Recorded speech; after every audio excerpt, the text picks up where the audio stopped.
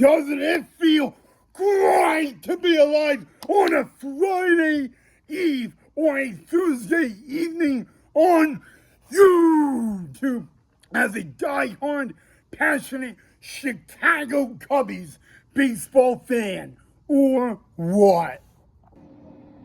Hey, Chicago Cub baseball fans, I hope all you guys are having a wonderful Thursday so far. By the way, happy beloved Friday Eve. And I don't want to waste any time, guys, so let's get right into it, guys. Welcome back to the channel of Cubs Baseball with Rod Connect. And I do apologize for that brimping. Okay, guys, well, in tonight's episode, we're going to talk about, yes, the trade deadline and what the Cubbies did during the trade deadline. And then, guys, we are going to talk about something, and I know I've talked about it 40 times already, but we're going to talk about what the Chicago Cubs are going to do this weekend to honor Ryne Sandberg.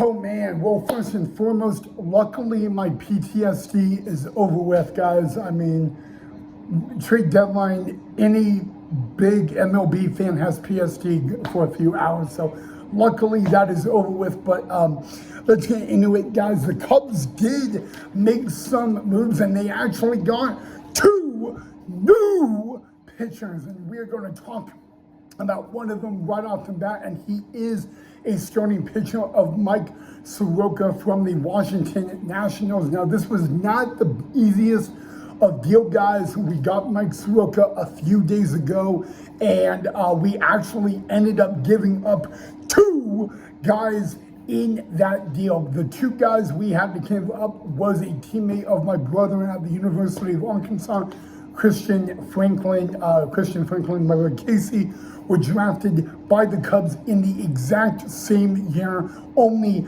2 rounds apart. So Christian Franklin is heading to the Washington Nationals organization along with Ronnie Cruz. So Ronnie Cruz, Christian Franklin are heading to the Nationals organization for Mike Soroka. Guys, I can tell you a little bit about Mike Soroka. He's not one of the top guys in MLB in pitching. The guy is not a strikeout guy.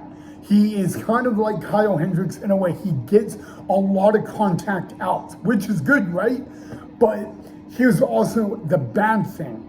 He's been in the big leagues a couple of years. He's really not a bad pitcher one little bit, but really the question is he really the right fit for the Chicago Cubs? Because again, guys, not a guy that will get a lot of strikeouts. He averages about 5 strikeouts a game, which, you know, maybe in minor league ball, in college ball, you would be happy with. But in Major League Baseball, guys, he averages literally maybe 5 strikeouts a game. But the one thing he does get a lot of that I actually like in his repertoire is that he gives a lot of weak contact. He doesn't give up a lot of hard contact. He has given up more soft contact for base hits than hard contact for base hits this year. And he is a guy that is not intimidated by an opponent, by a hitter,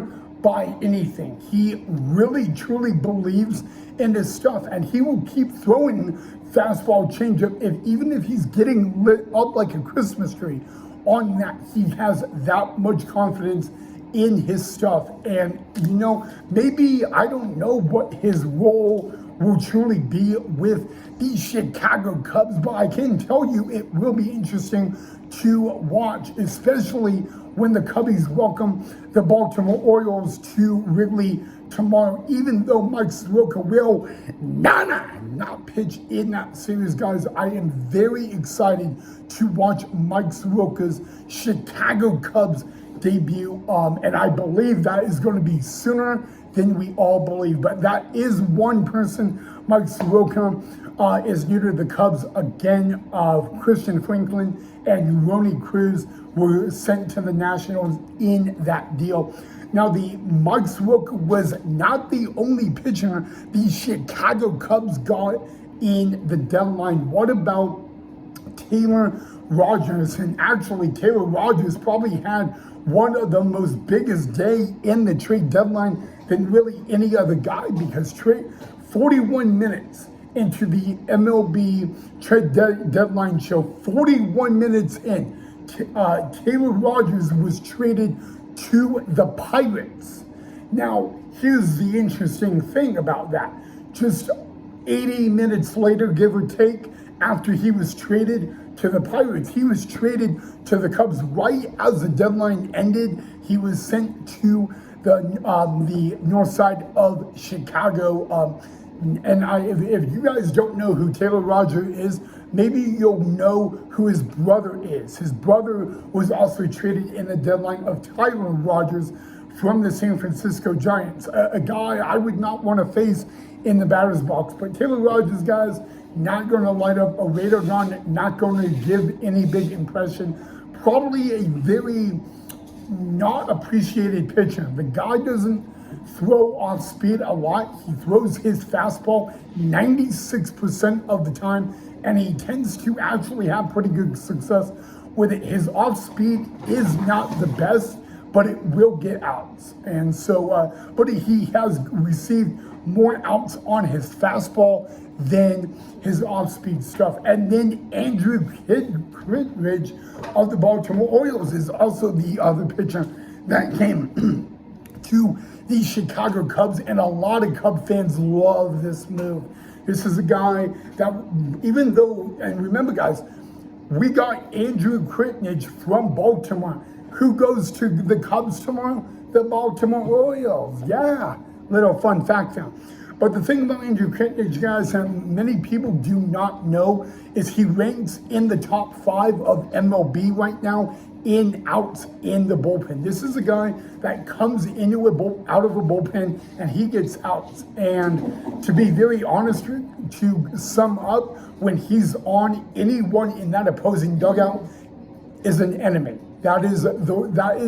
He's more like Bumgarner. He looks as an opponent, as not the opponent, but the enemy. He tends to get outs. The only bad outing he really had this year is he walked the first 6 guys he faced out of the bullpen. That was actually back in the month of May. But other than that, he's been pretty solid, even though Baltimore has not had a really good season so far. So he possibly could be coming out of the bullpen in the series against his former team, Baltimore, which, by the way, does begin tomorrow at Wrigley Field. So yes, guys, the Cubs also got one other player, and I almost forgot his name, and that is Willie Castro from the Minnesota Twins. He is a utility player, a switch hitter, which is very nice. But yeah, Castro, we saw not too long ago. The guy can pretty much play anywhere except first base, pitcher, and catcher, which is really good. I find that utility players are the best players on the diamond.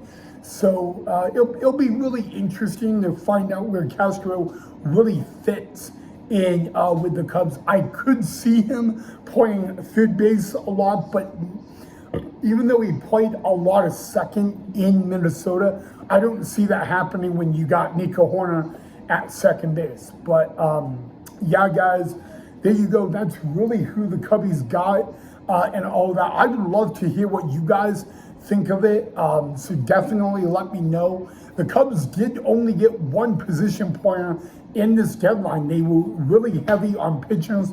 So I just want to hear from you guys of what you thought of the Cubs in the deadline. Of course, guys, Shane Bieber was a very big pursuit. He's going to Toronto.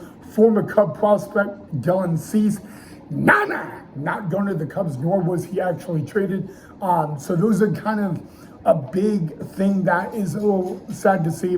But I want to hear what you guys thought of the trade deadline. So let me know what you thought of the Cubbies doing. Give me a grading scale on what you think Jed Hoyer did in the deadline. I don't really, I read the comments, and the one thing I don't like about social media comments and you guys is you guys will go into depth as form, I could go on Twitter and I'm just going to see, no. Oh, maybe tomorrow. Oh, maybe next year. So I would love to hear what you think on a grading scale of how Jed Hoyer did for the trade. Let me know what you think. I'm really interested to know. All right, guys.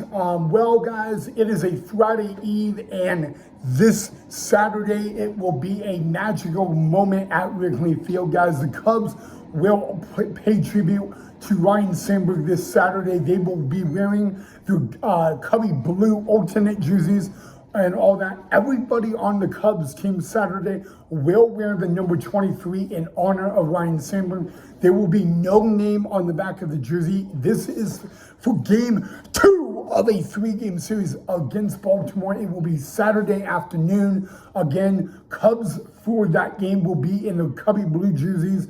The whole team will wear number 23 in honor of Ryne Sandberg with no name on the back.